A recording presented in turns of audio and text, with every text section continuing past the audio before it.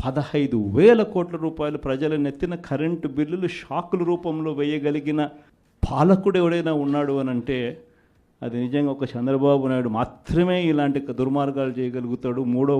మూడో వ్యక్తి ఎవడు చేయలేని పరిస్థితి. ఆ లెవెల్లో బాధుడే బాధుడు. మరోవైపున చూస్తే ఈ బాధుడుకు తోడు సూపర్ 6లు సూపర్ 7లు అమలు చేయకపోవడానికి తోడు మనం ఇస్తా ఉన్న పథకాలన్నీ కూడా ఇవ్వకుండా వదిలేసినకు దానికి తోడు వీటి అన్నిటికీ తోడు ఇంకా ఏం జరుగుతూ ఉంది?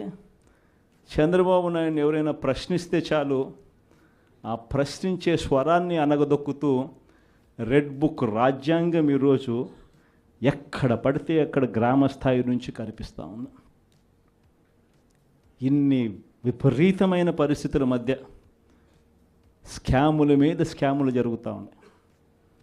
లిక్కర్ మాఫియా, శాండ్ మాఫియా, ప్రతి కాన్స్టిట్యున్సీలోనూ ప్రతి నియోజకవర్గంలోనూ పేకాట క్లబ్బులు,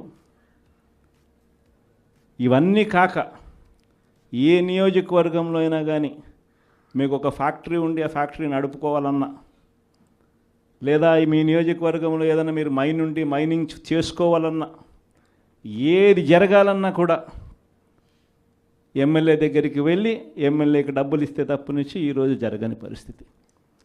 ప్రతి విషయంలో కూడా నాకింత నీకింత అని ఎమ్మెల్యే దగ్గర నుంచి మొదలు పెడితే ముఖ్యమంత్రి దాకా పంచుకొని తీసుకుంటా ఉన్న పరిస్థితులు ఈరోజు కనిపిస్తూ ఉన్నాయి.